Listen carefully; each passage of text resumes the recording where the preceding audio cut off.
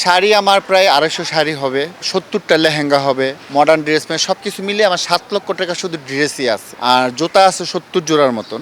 শাবনূর নামটা মানে একটা বিশাল ব্যাপার। নামটা কিন্তু একদিনে হয় নাই। আমার ডাক নাম রতন। শাবনূর নামটা হয়েছে আমি যখন শাবনূর আপুর সাথে কাজ করতাম। আপনারা সবাই জানেন যে শাবনূর আপুর আমি পার্সোনাল অ্যাসিস্ট্যান্ট ছিলাম।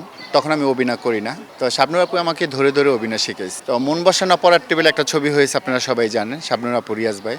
তো ওই ছবিতে আপনারা সবাই জানেন যে আমাদের সিনেমার শিল্পীদের দুইটা নাম হয়, একটা ডাক নাম, ভোটার আইডি কার্ডের নাম, আর একটা সিনেমার প্লাস পয়েন্টের জন্য একটা নাম তৈরি করে। তো ডিরেক্টরে যখন নাম দিবে টাইটেলে, তখন মানে আলোচনা করতেছিল আর কি, যে রতনের নামটা কি দেওয়া যায়। রতন তো আরেকটা রতন আছে, আমাদের কমেডিয়ান আরেকটা রতন আছে। তো যেই কারণে নামটা নিয়ে আলোচনা হইতেছে। তো শাবনূর আপু সামনে বসা, শাবনূর আপুর জিজ্ঞাসা করলো ডিরেক্টর সাহেব। তো শাবনূর আপু বললো তাহলে ওর নাম দিয়ে দেন শাবনূর রতন। ওইখান থেকে শাবনূর রতন হয়ে গেল।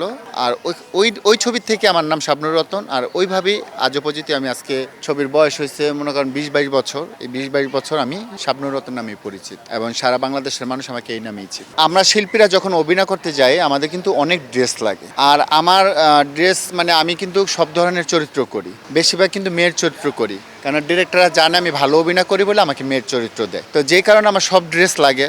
শাড়ি আমার প্রায় 250 শাড়ি হবে, 70টা লেহেঙ্গা হবে, মডার্ন ড্রেস, মানে সব কিছু মিলিয়ে আমার 7 লক্ষ টাকা শুধু ড্রেসই আছে। আর জুতা আছে 70 জোড়ার মতন। এগুলো সব আমি সিনেমার জন্য, যে আমার সিনেমায় লাগে। আর আপনারা যারা আমার ছবি দেখেন অবশ্যই জানেন যে আমি একটা ছবিতে কত গেট আপের কাজ করি, কতটা ড্রেস পরি। যেমন এবার ঈদে আমার 10টা নাটক রিলিজ হয়েছে ইউটিউবে। 10টা নাটক কিন্তু 10 রকমের ক্যারেক্টার, 10 রকমের ড্রেস। তাহলে এগুলো যদি আমার না থাকে, এগুলো কিন্তু প্রযোজক পরিচালক আমাকে দিবে না। তো আপনারা সবাই জানেন যে আমাদের দেশের যারা নায়ক নায়িকা তাদেরকে শুধু প্রযোজকরা ড্রেস দেয়, আর যারা অন্য আর্টিস্ট তারা কিন্তু তাদেরকে কিন্তু তেমন একটা ড্রেস দেয় না। তো যে কারণে আমাদের নিজের ড্রেস নিজের বানিয়ে নিতে হয়। আর আমি ছোটবেলা থেকে, আমার বাবার অনেক টাকা আমি নষ্ট করেছি ইন্ডাস্ট্রিতে এসে। ছোটবেলা থেকে একটু শৌখিন ছিলাম আর কি, মানে আমার ড্রেস আপ, খাবার দাবার, চলাফেরা একটু অন্যরকম থাকতে হবে। তো ফিল্মে এসে দেখলাম যে ফিল্মের হিরোরা যারা সুপারস্টার তাদের একরকম খাবার দেয়, আর যারা নর্মাল তাদেরকে আরেক রকম খাবার দেয়। কিন্তু আমার ক্ষেত্রে মনে হয়েছে কি, যে আমি আগেও যা ছিলাম এখনো আমি তা।